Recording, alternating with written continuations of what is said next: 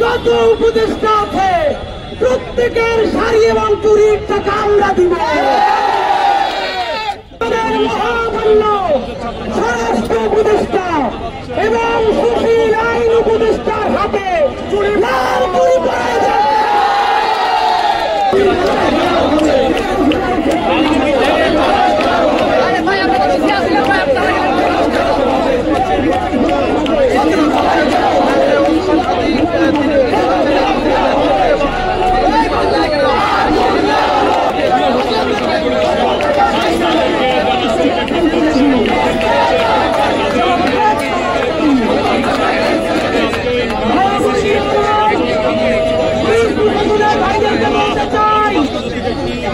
আপনাদের জন্য নয়, আপনাদের দেশের জন্য সামান্য উপহার নিয়ে গেছেন।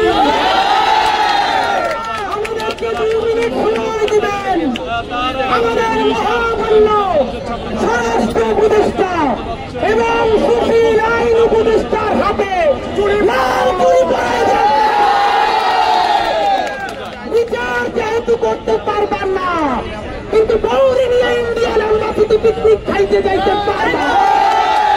তাহলে বউয়ের জন্য লাল চুরি লাগবে না, আমরা দেব। ইনকলাব ঘোষণা করছে এখন থেকে যত উপদেষ্টা আছে প্রত্যেকের শাড়ি এবং চুরির টাকা আমরা দিব। বিচার করার নাম নাই। ক্যান্টনমেন্টের মধ্যে 636 জন পালিয়ে যায়। বিমান বাহিনীর বিমানে উনি হাসিনা পালিয়ে যায়। বাকি ছিল নৌবাহিনী। প্রতিদিন ভারতের বঙ্গোপসাগরে মার খাইয়া বাসায় সে কাবাটা নিয়ে ঘুমাও। গতকালকে আমাদের ছাত্র জনতাকে নির্দয় ভাবে পিটিয়েছে।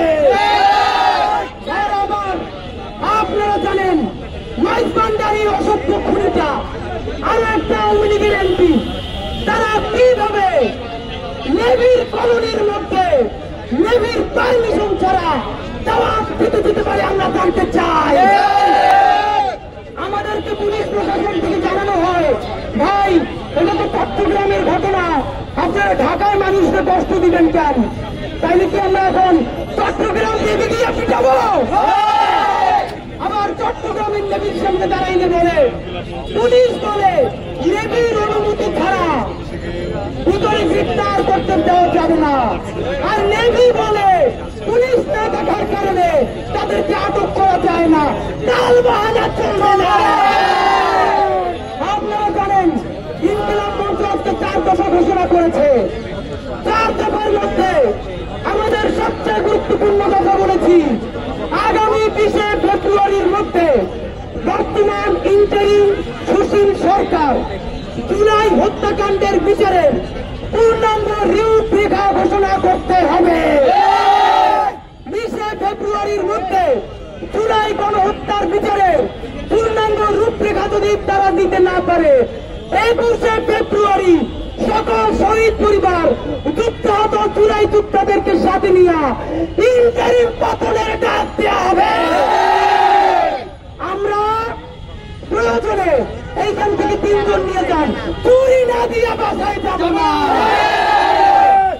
অপশন আছে 2টা, আমাদেরকে নিয়ে যাবেন অথবা আপনাদের তরফ থেকে আপনার স্যারকে ফোন দিয়ে জিজ্ঞেস করেন, স্যার ভাইরা ভালোবাসে চুরি করাইতে চায়। আপনার স্যার যদি বলে আমার তরফ থেকে তোমার হাত বাড়াইয়ে দাও, সেই হাতেই চুরি করাইয়ে দিব। চুরি না করাইয়া দিলে বা চুরি নিয়ে যাইতে না দিলে আমরা এখানে এখন বিসমিল্লাহ বইলে বসে যাবো। লোক দিয়ে গুনবেন না, এখানে কমপক্ষে 10 জন জুলাই যোদ্ধা তারা গুলিবিদ্ধ তারা উপস্থিত আছে।